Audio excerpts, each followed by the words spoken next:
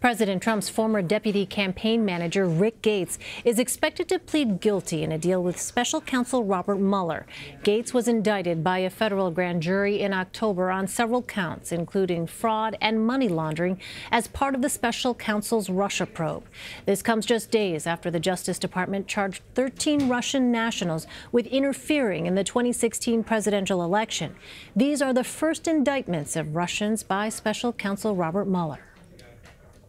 CBS News Justice reporter Paula Reid joins us now. So, Paula, what is the significance of Rick Gates pleading guilty? Well, this is a big win for the special counsel, because what Gates has to offer is information about his co-defendant, Paul Manafort. And really, this is indicative of how much the special counsel is going after Paul Manafort. They're putting on the heat for him. Just Friday, they told him, hey, guess what? We found some new evidence against you. We could maybe add some additional charges to those dozen charges you're already facing. Here, we're learning that his co-defendant is now willing to cooperate with special counsel. But this is how these investigations work. You try to squeeze people to flip on more high-profile people in the hopes that those targets will also flip on other prospective targets. So what does this tell us about the overall direction of special counsel Robert Mueller's investigation? It doesn't tell us anything really new about the direction. What we know from sources is that the special counsel continues to investigate two particular tracks. One is any financial connections between the Trump campaign and Russia. We also know he continues to investigate this question of obstruction of justice, whether the president or anyone else tried to use their authority to tamp this investigation down.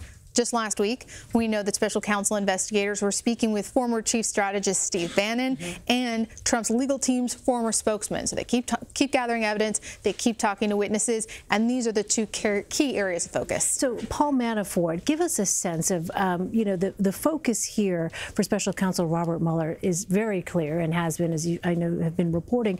What is he hoping to gain here from the prosecution of Paul Manafort? Remember, Paul Manafort was a former campaign chairman for President Trump. He really was in a lot of these meetings and would have valuable information that could either exonerate some people or potentially be used to charge some people. He was in the Trump Tower meeting. He was there for a lot of these discussions at a time that Robert Mueller is really scrutinizing. So hypothetically, he could have some very valuable information for special counsel if he's willing to share it. But at this point, he's given no indication that he's willing to play ball, because there is always the chance for him, even if he's convicted, of a presidential pardon. So that was going to be my next question. So far, no indication that Paul Manafort might decide to change his plea and cooperate. None that I've seen. I've been in a courtroom with him about a half a dozen times now. He's lawyered up.